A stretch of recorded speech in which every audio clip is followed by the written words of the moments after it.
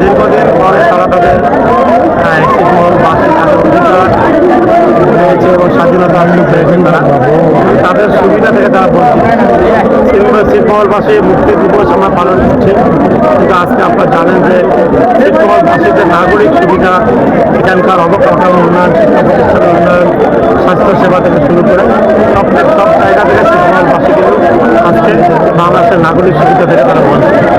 আপনারা জানেন যে বর্তমান সরকার আমাদের মাননীয় প্রধানমন্ত্রী জনাব তারেক রহমান, তিনি যেভাবে তার যে স্বপ্ন বাংলাদেশের প্রত্যেকটি অঞ্চলে প্রত্যেকটি এলাকায় যেন বাংলাদেশের মানুষ নাগরিক সুবিধা পায়, সেজন্যই কিন্তু তিনি দিন রাত পরিশ্রম করছেন।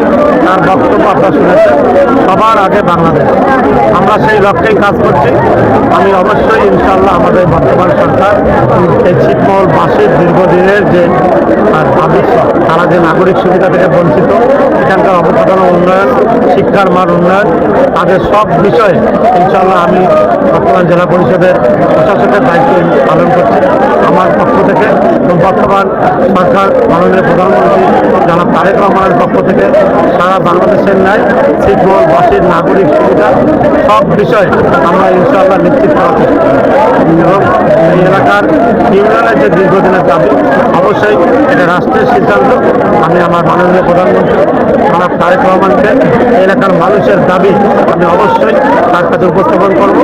ছিটমহলবাসী দীর্ঘদিন থেকে তারা তাদের একটা ইউনিয়নের দাবি করছে, অবশ্যই আমি তাদের দাবিটি আমি মাননীয় প্রধানমন্ত্রীর কাছে পৌঁছে দেওয়ার চেষ্টা করবো।